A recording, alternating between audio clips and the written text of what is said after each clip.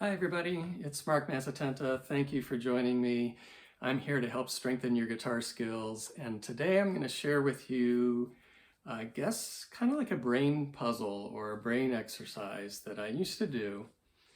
When I was teaching in a room that had a piano, I would mess around with the piano quite a bit. And here's one thing I would do a lot of the times. I would pick a bass note, and I would pick a soprano note, and I would have to make a chord with those outer voices. And then the next chord, the bass would go up a half step, the soprano would go down a half step. I'd have to make a chord with those notes. And I would progress like that in contrary motion. And the chords that you have to think of may be ones that you haven't thought of before.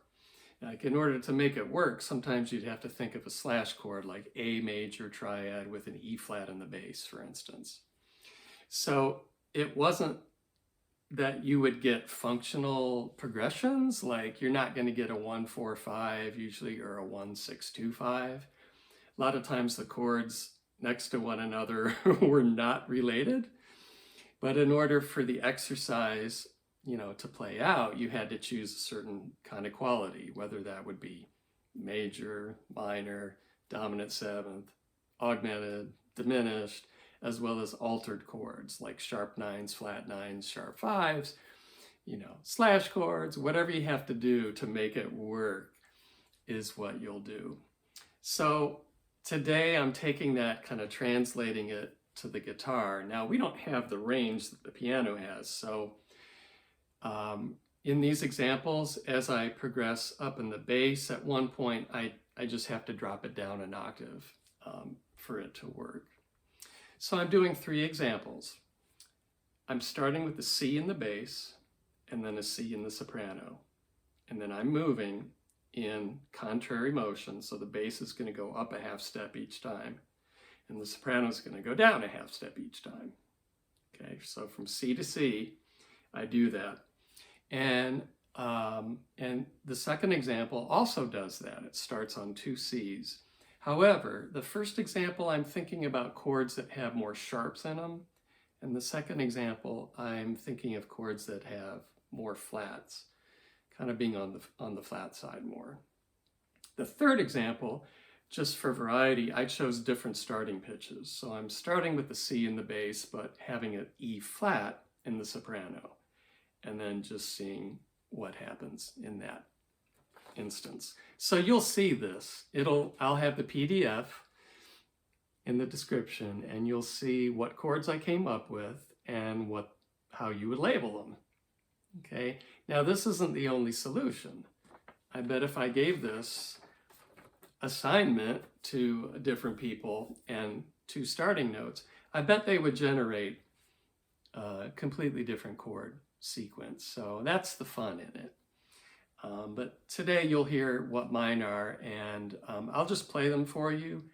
I'll play them in slow motion first, and then I'll play them a little faster. So you'll hear each one twice. So in the first and second examples, remember I'm starting on a C in the bass and a C in the soprano, and they'll be moving in opposite directions chromatically. So the soprano will be going,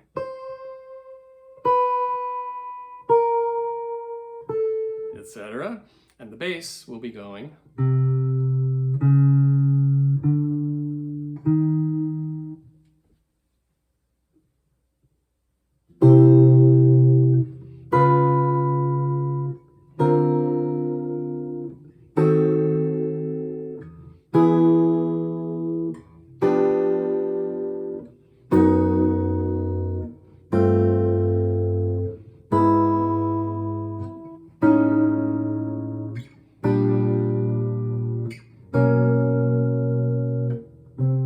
Back to our 2 C's.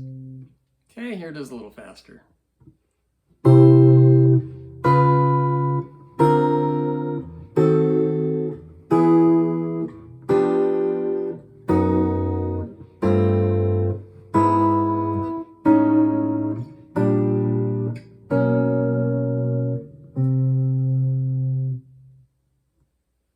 Example 2 with the same starting pitches, but a different series of chords.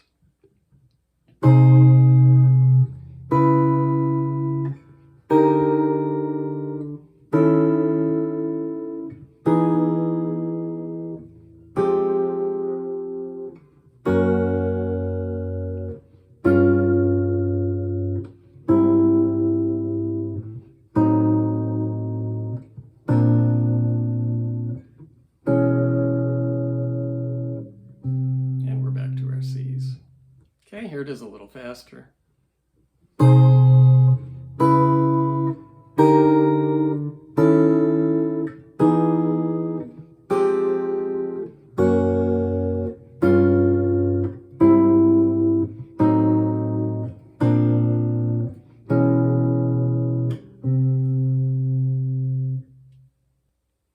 And example 3, the bass is going to start on a C, the soprano is going to start on an E flat. And they'll be moving in opposite directions.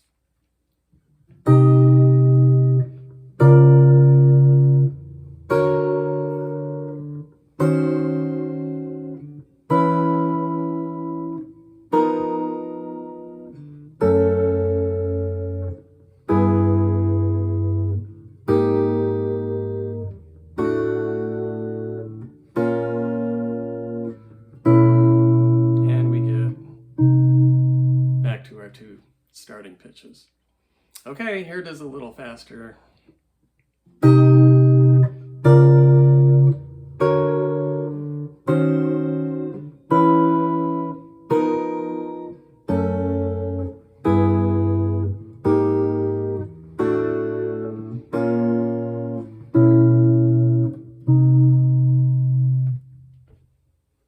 Okay, I hope you thought that was interesting and a nice little brain puzzle there, that you have to think a lot about different chord types and kind of put away the idea of being in a key or having the chords be functional.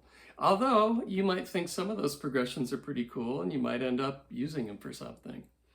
But mainly it was just to have fun trying to solve this chromatic opposite motion of the outer voices and put a chord to each one of those.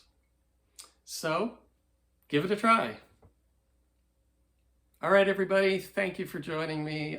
Please like this video and share it with your friends, and subscribe to my channel if you haven't already. I post new content every Monday. So I hope to see you there. See you at the next video.